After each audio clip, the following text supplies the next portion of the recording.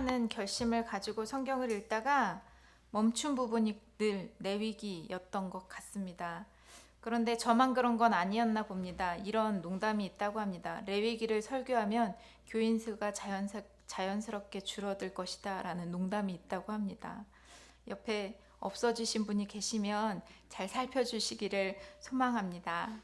레위기는 그런데도 어렵다라고 느껴지지만 신약에서 40번 이상 반복될 정도로 신약을 이해하는 데 있어서 굉장히 신학적인 토대, 바탕이 되어주는 성경책이고 히브리서를 이해하려면 레위기서를 이해하지 않고는 어렵다라고 이야기한다고 합니다. 오늘 본문 4장 22절에서 35절까지의 말씀인데요. 어제에 이어서 속죄제에 대한 이야기를 말씀하고 계십니다. 속죄의 은혜를 입으려면 첫째는 내 죄를 인정하고 회개해야 합니다. 22절에서 23절 말씀인데요. 만일 족장이 그의 하나님 여호와의 계명 중 하나라도 부지 중에 범하여 허물이 있었는데 그가 범한 죄를 누가 그에게 깨우쳐 주면 그는 그 흠없는 순념소를 예물로 가져다가 라고 말씀하고 있습니다. 부지 중에 범한 죄라고 말씀하심은 실수로 의도하지 않았는데 인식하지 못한 사이에 짓는 죄를 이야기하죠. 오늘 말씀도 속죄제에서 어제 본문과 같이 부지 중에 지은 죄에 대해서 이야기하십니다. 그러니까 이 말은 고의적으로 짓는 죄에 대해서는 말씀하고 있지 않으세요. 그러니까 오늘 말씀은 실수로 인한 죄에 대해서는 하나님께서 이 속죄제로 인하여서 죄를 사하여 주시겠다고 말씀하십니다. 오늘 레위기서가 말씀을 누구에게 주시는 말씀입니까? 족장들, 그러니까 족장들이고, 그러니까 그 전체적인 바탕 안에는 하나님의 부르심을 받은 하나님의 백성들에게 말씀하고 계신 거예요. 그러니까 그 백성들이 고의로 하나님의 법을, 하나님의 말씀을 어긴다 라고는 볼 수가 없는 거죠. 인간의 연약함으로 인해, 나약함으로 인해 알지 못하는 사이에 죄를 저지른 것들에 대해서 속죄제를 통해서 하나님께서 죄를 사하여 주시겠다라고 말씀하고 있습니다. 오늘 이 시대에 살아가고 있는 하나님의 백성들에게도요, 동일하게 하나님이 말씀하시는 것 같아요. 60, 70년대 우리나라에서는 둘만 낳아 잘 기르자, 셋만 낳아 잘 기르자 하면서 산하 제한 정책을 사용했습니다.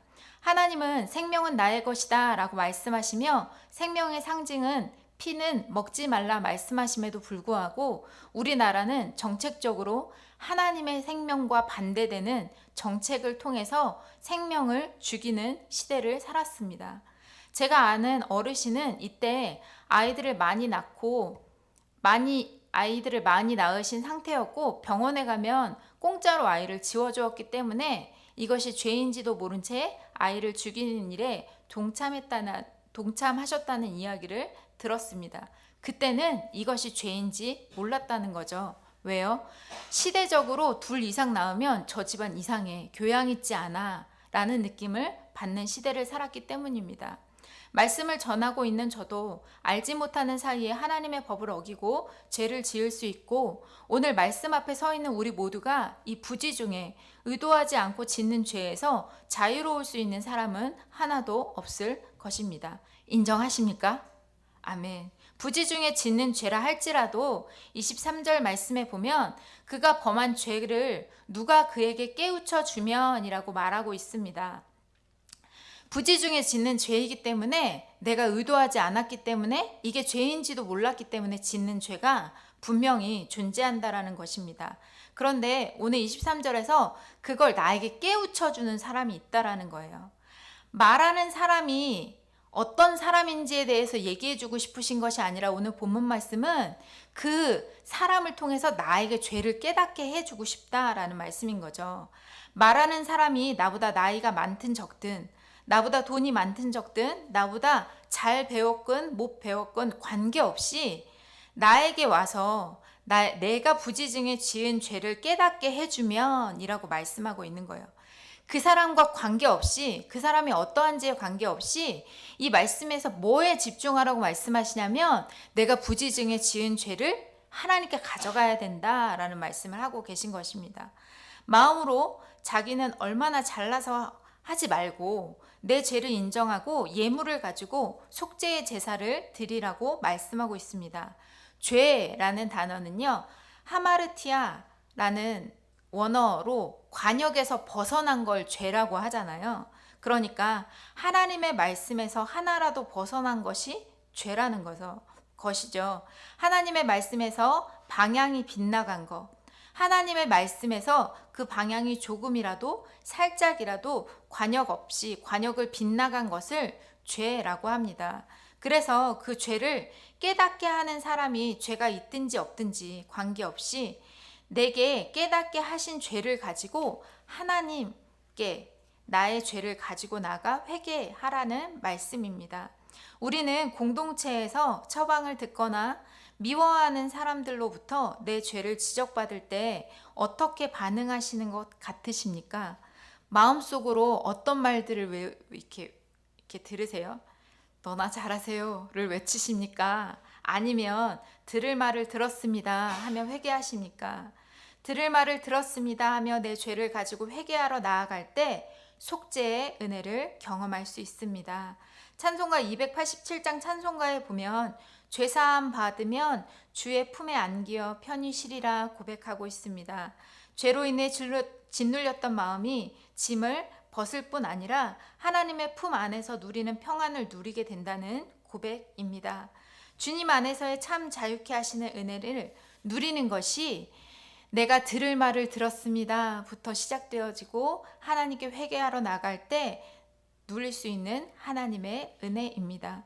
두 번째, 속죄의 은혜를 누리려면 어떤 이유와 핑계를 막론하고 죄는 회개해야 합니다. 4장 2절 말씀에서는요, 어제 본문이었죠.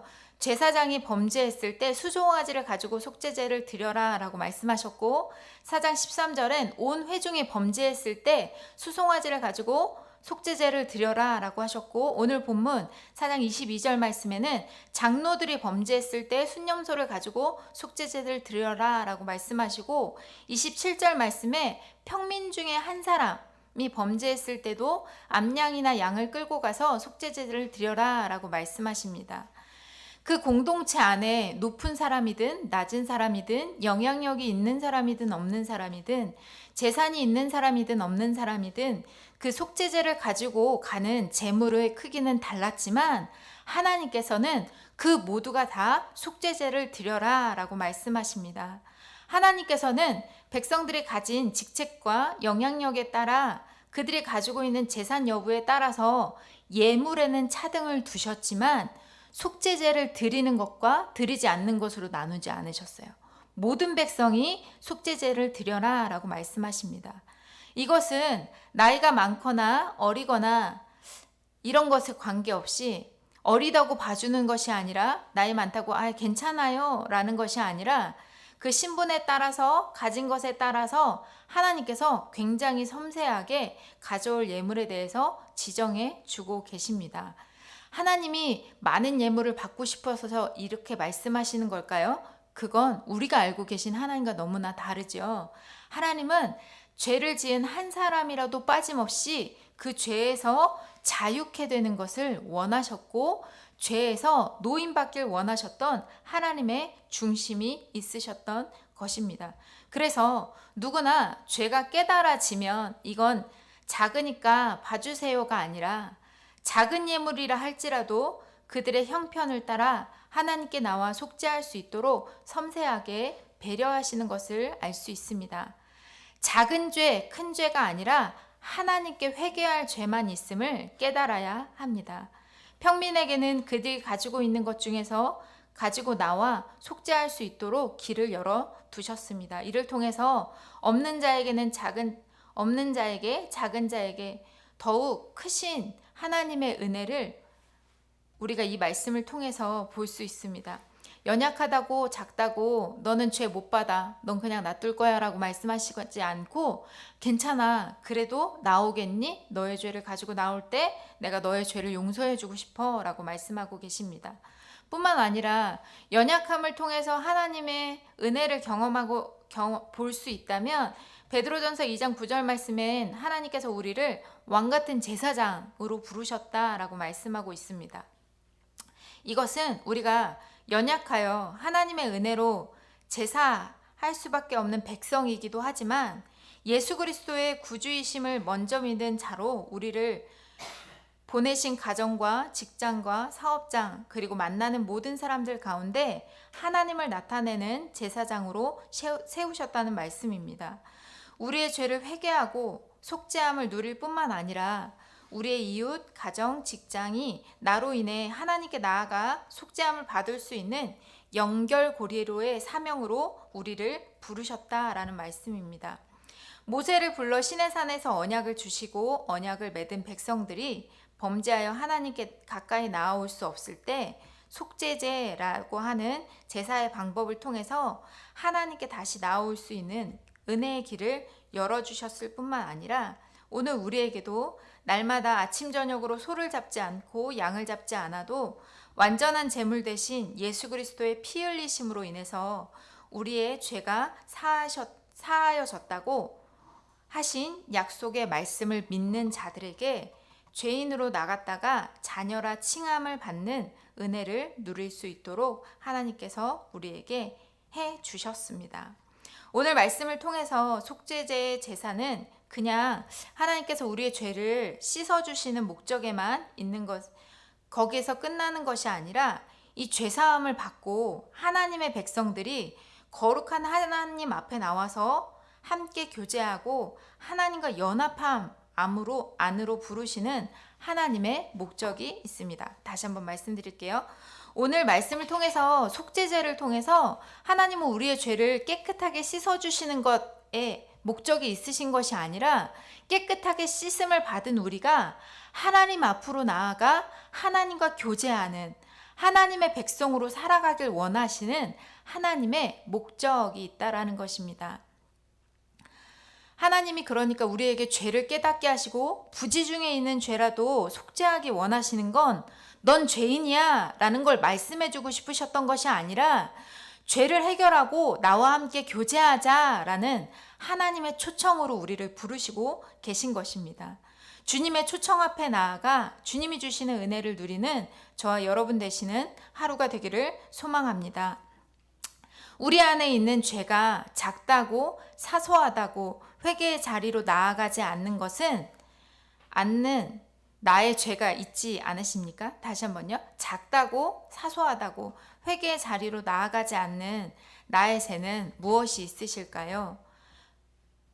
회개함으로 죄사함의 은혜를 누리셔서 오늘도 주님과 함께 동행하시며 부어주시는 하늘의 복을 누리는 한날 되시기를 소망합니다. 함께 기도하겠습니다. 오늘 빨간 날이라 출근 안 하셔서 기쁘시죠? 기쁜 마음으로 한 7시까지 기도하고 돌아가셔도 좋을 것 같습니다. 기도 제목 나눠드릴게요. 목사님과 사모님과 선교사님들을 위해서 기도해 주시고요. 양육을 위해서 끝까지 잘 마칠 수 있도록 숙제하는 마음을 부어주시사 더 큰 은혜를 누리실 수 있도록 기도해 주시고요. 특별히 오늘 어린이날입니다. 다음 세대 유치부, 아동부, 중고등부 아이들이 하나님의 사람으로 세워질 수 있도록 기도해 주시고 중고등부 전사님을 보내주셔서 중고등부가 더욱더 힘있게 일어날 수 있도록 인도하여 주십시오. 기도해 주시고 각자의 기도 제목을 위해 기도하시고 자유롭게 돌아가도록 하겠습니다. 함께 주여 한번 외치고 기도하겠습니다. 주여 감사합니다.